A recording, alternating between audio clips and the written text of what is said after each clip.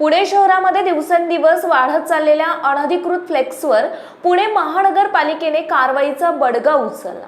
शहरात अनधिकृत फ्लेक्समुळे अनेक दुर्घटना घडल्याच्या घटना बऱ्याच वेळा घडलेल्या आहेत। काही ठेकेदार पुणे महानगरपालिकेची कोणतीही परवानगी न घेता पुणे शहरात मोठे फ्लेक्स तयार करून मोठे आर्थिक उत्पन्न मिळवतात, परंतु हे अनधिकृत फ्लेक्स उभारताना त्याला मात्र पुणे महानगरपालिकेची कोणतीही परवानगी घेतली जात नाही।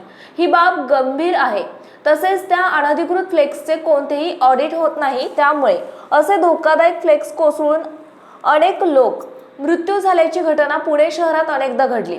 यावर उपाययोजना म्हणून पुणे महानगरपालिकेने ही अनधिकृत फ्लेक्सवर केलेली कारवाई महत्त्वाची ठरतेय। अनधिकृत फ्लेक्सवर केलेल्या कारवाईमुळे पुणेकरांना समाधान मिळाल्याचं चित्र पाहावयास मिळतंय।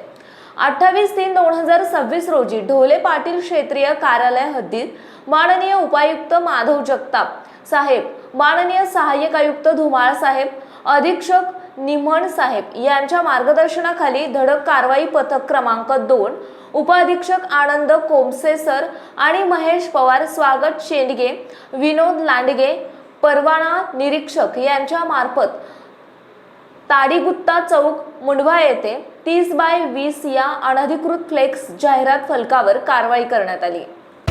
महाराष्ट्रातील महत्त्वाच्या आणि ताज्या बातम्या पाहण्यासाठी आजच आमच्या लोकराज्य न्यूज 24 न्यूज चॅनलला YouTube वर सबस्क्राईब करा आणि बेल आयकॉन प्रेस करा।